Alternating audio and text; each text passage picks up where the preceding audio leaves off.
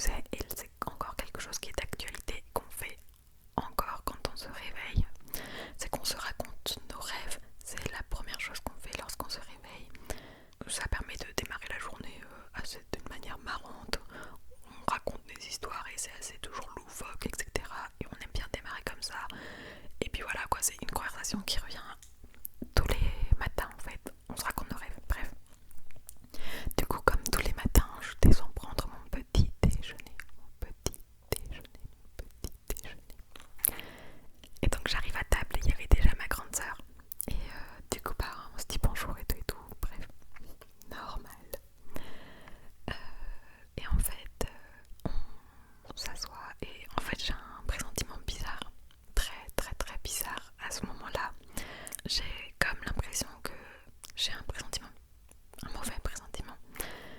On commence à se dire bon bah t'as rêvé de quoi cette nuit, mais en fait on se dit pas t'as rêvé de quoi cette nuit, en fait on se dit j'ai fait un rêve très bizarre. Du coup je dis j'ai fait un rêve très bizarre et à ce moment là Maïna elle me dit ouais, du coup ma grande soeur s'appelle Maïna, c'est pour ça que je vais dire Maïna. Elle me dit ouais moi aussi c'est marrant, j'ai vraiment fait un rêve très très bizarre cette nuit qui m'a vraiment traumatisée. Et je la regarde et j'ai à ce moment là un énorme mauvais pressentiment. Je me dis il se passe quelque chose, genre je sens que là c'est bizarre. Je savais que la suite de la conversation allait être chelou. Je lui ai dit ah ouais, ben moi je pense que tu vas être surprise parce que mon rêve est extrêmement chelou, tu vois, on commence à divaguer comme ça.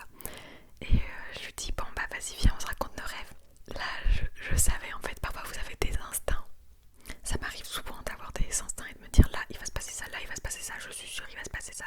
Par exemple quand j'étais au collège et qu'on devait faire des groupes et que avec d'autres gens pour des travaux de classe et que c'était la prof qui choisissait les groupes aléatoires, mon instinct me disait déjà qui allait être avec moi et genre je savais que ça allait être cette personne qui allait tomber avec moi et comme par hasard c'était cette personne qui allait tomber avec moi. Genre j'avais toujours des pressentiments mais extrêmes et là c'était pareil, c'était le même type d'instinct.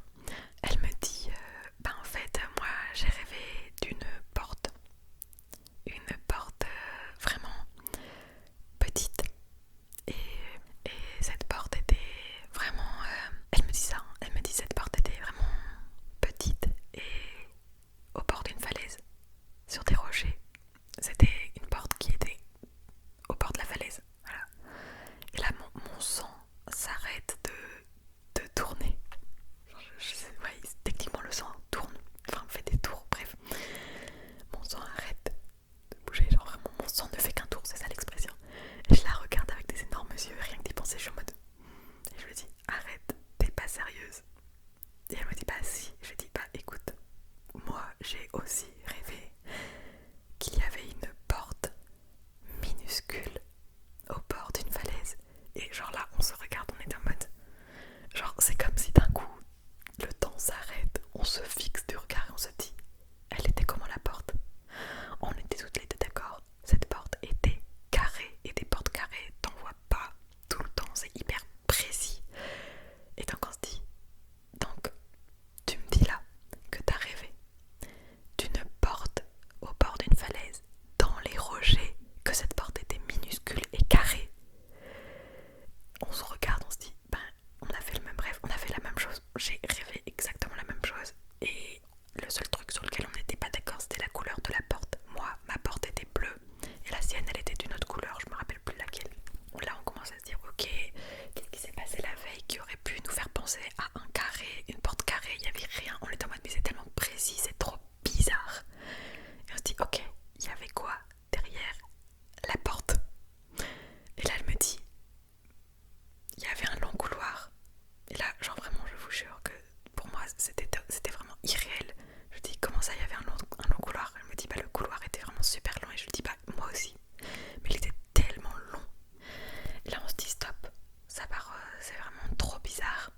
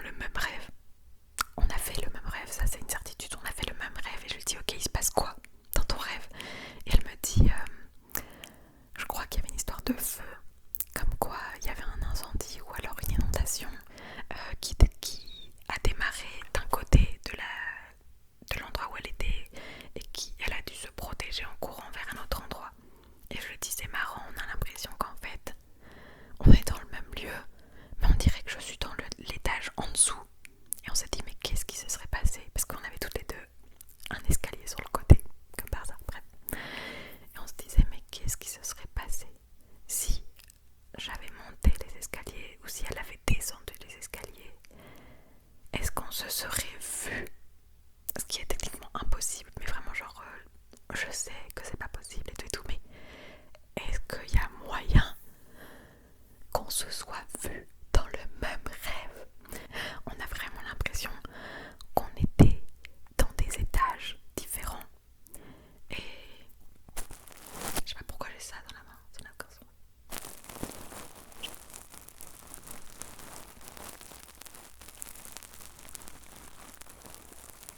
Et donc je vais vous mettre les photos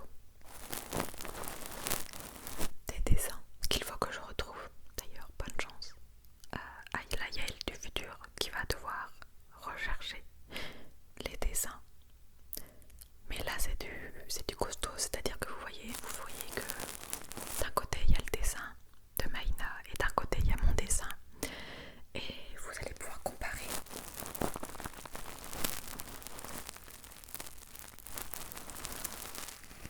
Et du coup, comme je sais très bien que c'est une situation un peu bizarre et tout, j'ai fait des recherches sur internet. Parce qu'en fait, c'était vraiment tellement étrange comme précision. Parmi tous les rêves possibles et inimaginables, vraiment l'infini de possibilités des rêves, on ait fait le rêve du même endroit. Ça me paraissait vraiment bizarre. Du coup, ce que j'ai fait, c'est que j'ai fait des recherches sur internet et ils ont dit que c'était possible, par exemple, qu'on ait communiqué dans notre sommeil. Parce que du coup, j'ai regardé sur internet et tout. Une des possibilités, c'est qu'on ait communiqué dans notre sommeil en parlant et en se disant je rêve que je suis dans un endroit avec une porte carrée bleue, blablabla. Bon, bref, ça se trouve, on a fait une description des lieux en parlant dans notre sommeil et en fait, ça a communiqué à l'autre qui dormait le même lieu et on arrivait du même lieu. Mais cette possibilité est très étrange puisque moi, quand je parle dans mon sommeil, ça m'arrive, mais c'est toujours des mots ou des phrases qui sont très très fortes et qui me réveillent instantanément.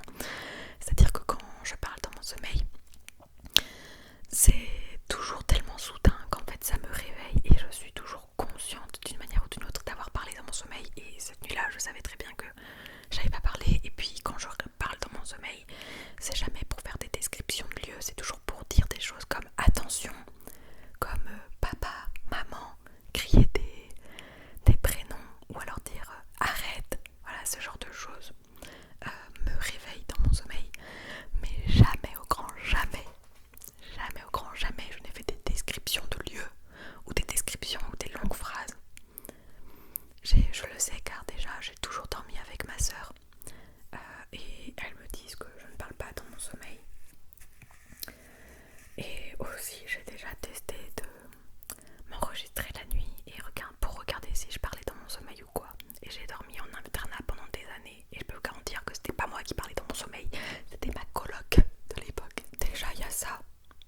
Et ils ont dit aussi peut-être qu'il y a des éléments de la veille qui vous ont fait penser que vous avez associé à un lieu comme ça. Et peut-être que par association, vous avez tous les deux eu la même association dans votre rêve d'idées. Association d'idées dans votre rêve qui aurait mené au fait que vous avez à peu près fait le même rêve. Et j'y ai réfléchi et je me suis dit c'est vrai que la veille on avait regardé un film. Et que dans ce film, il y a un moment où il y a une porte. Et cette porte, elle est normale, mais elle est autour de rochers. Genre, elle est rechongée dans des rochers. Et je me dis, il y a moyen qu'on ait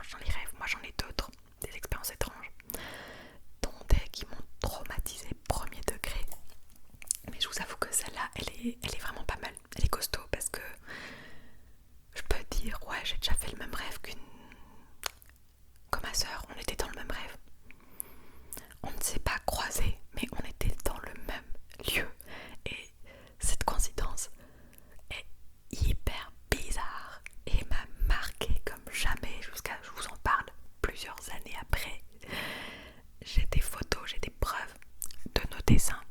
On ne s'est pas parlé pour échanger quand on faisait les dessins. On a fait ça professionnellement. Voilà. C'est mon anecdote, c'est ma petite story time. Paranormal, on ne sait pas tout sur le monde, on ne sait pas tout sur l'univers, on ne sait pas tout sur comment les choses fonctionnent, on ne sait pas tout sur le cerveau humain. Le cerveau humain, c'est vraiment quelque chose qui me passionne. Les rêves, c'est quelque chose qui me passionne. Alors des anecdotes comme ça, j'en raffole. Et c'est un bonheur de savoir que ça m'est arrivé. Donc voilà, c'est la fin de cette story time, de cette petite story time qui était très courte, mais qui vous a peut-être fait frissonner. Je sais même pas si ça fait réellement peur ou pas. En tout cas, comme je vous l'ai dit précédemment, n'hésitez surtout pas à raconter vos histoires de rêves en commentaire. Peut-être, je ne suis pas sûre, mais peut-être que s'il y en a beaucoup, ça se trouve, je déciderai d'en faire une lecture en vidéo et de lire vos histoires et de réagir à vos histoires en vidéo. Donc voilà, c'est la fin de cette petite vidéo, de cette petite vidéo, de cette toute petite vidéo.